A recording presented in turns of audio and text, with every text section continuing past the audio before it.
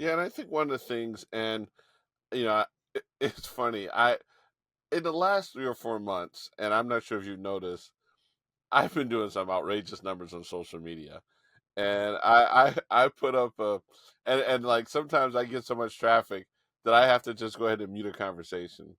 And I put out a tweet. I'll have to go look at it.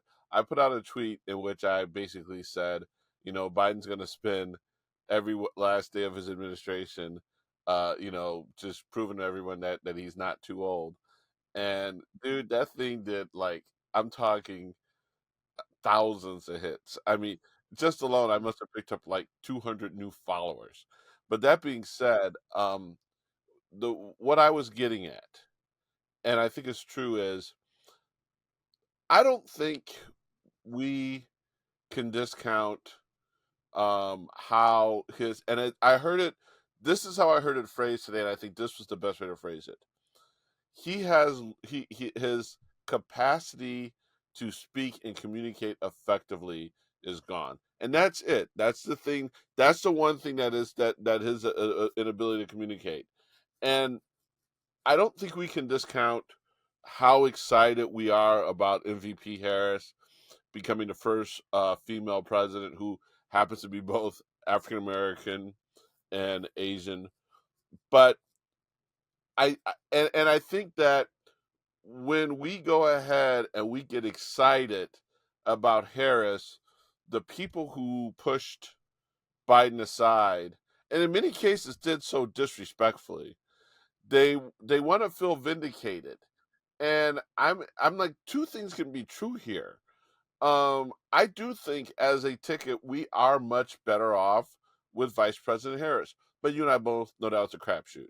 I don't think anyone who was demanding that he drop out, uh, had any kind of confidence that this thing was going to go as smoothly as it is. As a matter of fact, many of them wanted an open convention, right? Remember they were talking about like the shotgun primary, or whatever type of primary, and it didn't play out that way. And so, bringing it back to the president, is what we're seeing here is the man is on the job and he has a strong capacity. Now, again, another argument that can be made, although this started, and like you said, it's been going on for so long, but this started, going back to transition, does the fact that he does not have to worry about being on the campaign trail, does that actually enable him to be laser focused?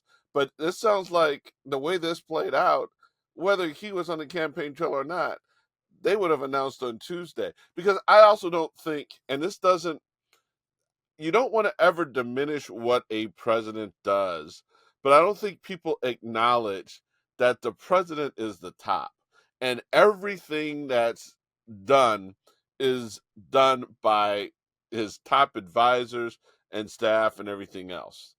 And so, I mean, I do believe in the argument that maybe, he might not have had what it took to put forth a dynamic campaign. And a little bit later, I'll tell you some insight I got that I thought was very fascinating earlier this week. But don't count Joe out. I'm not sure what he'll get done, what else he'll get done.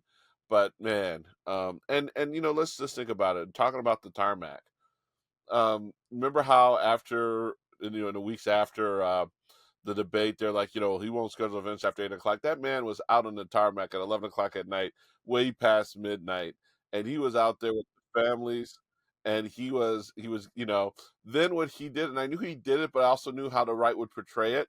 After he greeted everyone else, he went ahead and went on the airplane, and the right tried to make it seem like he wandered onto the airplane, but he went and thanked the pilots. But more importantly, and this is something that the right, and they're just so empty inside. Do you know what one of the reasons why he went on the airplane? There were, and I'm not sure if they were CIA agents or not, but there were U.S. government operatives who work clandestine type of operations. They were on the plane. They could not come out and be seen. He wanted to go on the plane and thank those people. Um, it just so frustrates me that this stuff just gets so, the way that the right just stares up. But another thing, and I'll tell you, it had me in tears. was going back to when he had the press conference, and you might not have seen it, but during the press conference, he noted that it was one of the prisoners' daughter's birthday, and he bought her, and she was there, and he bought her up, and he had everybody in the room sing happy birthday to her. You don't get that with Trump. You don't get that with you don't get that with a lot of guys. And I'm not saying that's even people who wouldn't do it are bad people. Well, Trump's a bad person, but that's just America. That's what you're giving up. And I understand why we made the change. Again, you could probably not have two people more excited about Vice President Harris than myself and Fady, but that's what we're giving up. And I will tell you, these last 6 months, now it's more like 5 months, enjoy the hell out of him, because we may never see someone like him, and just give him his flowers every damn day. Yeah, it's interesting. I thought of an analogy while you were talking. The idea of a quarterback, John, who doesn't have to look over his shoulder, that feels very Bidenish right now, where the young guy's not coming in. He's already in. You have your last 5 or 6 games of the season. You're going to ride off into the sunset.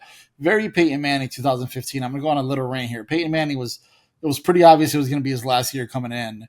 And he struggled, couldn't throw the ball. His whole hand was numb. He couldn't grip the ball.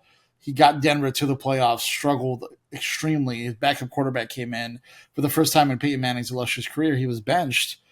And eventually the backup struggled, and Peyton was put in there. It's like, all right, you're our guy till the end of it, but this is your last ride.